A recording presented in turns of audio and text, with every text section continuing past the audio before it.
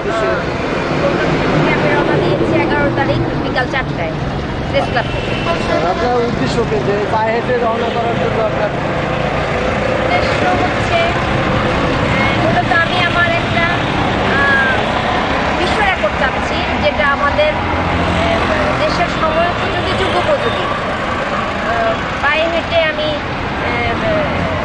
যানজট দূর করতে চাচ্ছি বাংলাদেশে এবং পরিবেশ দূষণ রোধ করতে চাচ্ছি। আপনার কলকাতা থেকে বাংলাদেশে আসলেন, এর পথের মধ্যে আপনার কোনো সমস্যা হয়েছে কিনা এবং কি ধরনের অনুভূতি আপনার এই পায়ে হেঁটে আসায় আপনার কি অনুভূতি এর হলো? মধ্যে গত পরশুদিন আমার মোবাইল ছিনতাই হয়ে গেল। তারপর হ্যাঁ, মাঝে মাঝে টুকটাক কিছু হয়েছে, ওটা আমি ঢাকায় পৌঁছে বলবো। সামান্য সমস্যা তো হবেই। আপনার যাত্রা কি আপনি মনে করেন যে সফল হয়েছে এবং হ্যাঁ, আমার যাত্রা সফল হয়েছে। আপনি কি এই ব্যাপারে আরো কাউকে উৎসাহিত করতে চান যে এই ধরনের করে আপনার এই হ্যাঁ, অনুষ্ঠান? নতুন প্রজন্মকে আমি চাই ওরা নিজেদের উদ্যোগে দেশের সমস্যা নিরসন করবে।